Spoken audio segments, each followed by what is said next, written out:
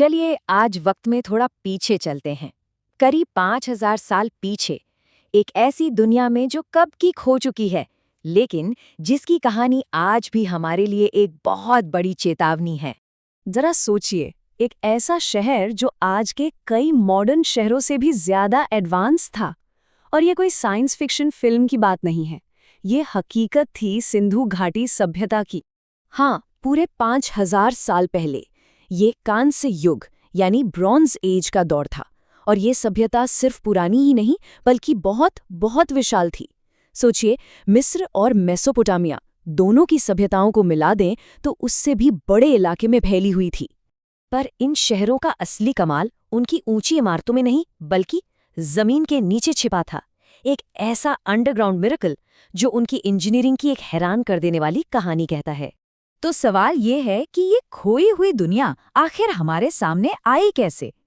चलिए, इस भूली बिसरी सभ्यता के दोबारा खोजे जाने की कहानी पर एक नजर डालते हैं।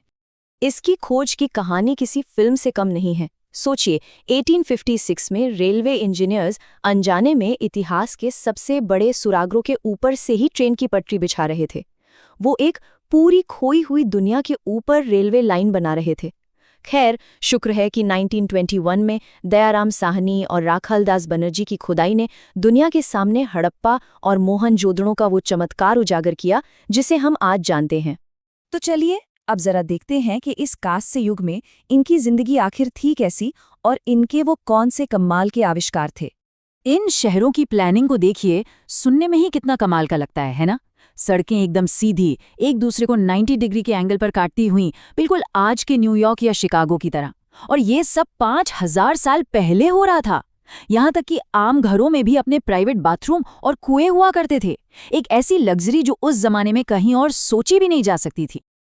लेकिन असली जादू तो जमीन के नीचे था। एक इतना एडवांस्ड और शानदार ड्रेनेज सिस्टम कि आज भी कई शहर उसकी बराबरी नहीं कर सकते। हर घर से निकलती ढकी हुई नालियां, सफाई के लिए बने मैन होल्स, ये दिखाता है कि वो लोग साफ सफाई और पब्लिक हेल्थ को लेकर कितने सजग थे।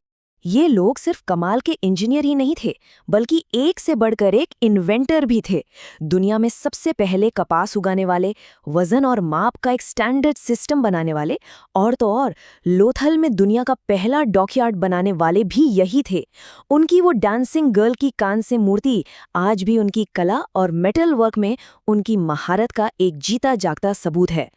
उनकी इकोनॉमी सिर्फ खेती पर नहीं बल्कि एक बहुत बड़े इंटरनेशनल ट्रेड नेटवर्क पर भी टिकी हुई थी। उनके व्यापारिक रिश्ते मेसोपोटामिया यानी आज के इराक, ओमान और बहरीन जैसी दूर दराज की सभ्यताओं तक फैले थे। मेसोपोटामिया की पुरानी किताबों में मेलुहा नाम की एक जगह का जिक्र आता है, एक अमीर और रहस्यमयी जगह जहां से वो कीमती पत्थर और तांबा मंगाते थे। ज्यादातर इतिहासकारों का मानना है कि ये मेलुहा कोई और नहीं बल्कि सिंधु घाटी सभ्यता ही थी। जितना हम इस सभ्यता के बारे में जानते हैं उससे कहीं ज्यादा तो वो बातें हैं जो आज भी एक पहेली हैं।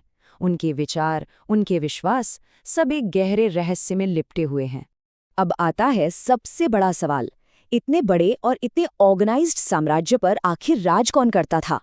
शहरों की इतनी सटीक प्लानिंग और एक जैसे स्टैंडर्ड्स किसी मजबूत सेंट्रल अथॉरिटी के बिना तो नामुमकिन लगते हैं। और जो बात इसे और भी ज्यादा मिस्टीरियस बना देती है वो ये है कि मिस्र और मेसोपोटामिया के उलट यहाँ राजाओं के बड़े बड़े मकबरे या आलीशान महल नहीं मिलते। हथियार भी बहुत कम मिले हैं, जो एक शांति प्रिय समाज की तरफ इशारा करता है। तो क्या उन पर व्यापारियों का कोई समूह शासन करता था या शायद पुजारियों का? हम ठीक नहीं जानते। और शायद इस सभ्यता की सबसे बड़ी पहेली है इनकी लिखी हुई भाषा। हजारों मोहरों पर ये अजीब से निशान मिले हैं, पर आज तक कोई ये पता नहीं लगा पाया कि इनका मतलब क्या है। और जब तक ये लिपि पढ़ी नहीं जाती तब तक हड़प्पा के लोग हमें खुद अपनी कहानी नहीं बता सकते। अब क्योंकि हम उनके शब्द नहीं पढ़ सकते तो हमें उनकी कला से ही सुराग ढूंढने पड़ते हैं। हर जगह मिलिन महिलाओं की मूर्तियां मातृ देवी की पूजा का संकेत देती हैं। मशहूर पशुपति मोहर, जिसे अक्सर भगवान शिव का एक शुरुआती रूप माना जाता है, हमें उनके आध्यात्मिक विश्वासों की एक झलक देती है। एक सींग वाला बैल और पीपल का पेड़ जैसे प्रतीक भी उनके लिए काफी पवित्र लगते हैं। तो करीब 700 साल की शानदार कामयाबी के बाद ये महान सभ्यता धीरे धीरे खत्म होने लगी। आखिर हुआ क्या था? देखिए, बहुत समय तक ये माना जाता था कि किसी हमले की वजह से ये सब खत्म हुआ। लेकिन अब सबूत एक अलग और शायद ज्यादा डरावनी कहानी बताते हैं। असली अपराधी कोई हमलावर नहीं, बल्कि जलवायु परिवर्तन था। मॉनसून का पैटर्न बदल गया, नदियां सूखने लगीं और वो पानी जो जीवन देता था, गायब हो गया। मतलब सोचिए, इतनी बड़ी और एडवांस्ड सिविलाइजेशन का अंत किसी जंग में तलवारों से नहीं, बल्कि प्रकृति के बदलते मिजाज से हुआ। जो लोग कभी शानदार शहरों में रहते थे, उन्हें अपनी जान बचाने के लिए छोटे छोटे गांवों की तरफ भागना पड़ा। हड़प्पा की कहानी सिर्फ इतिहास का एक पन्ना नहीं है, ये भविष्य के लिए एक बहुत बड़ी चेतावनी है।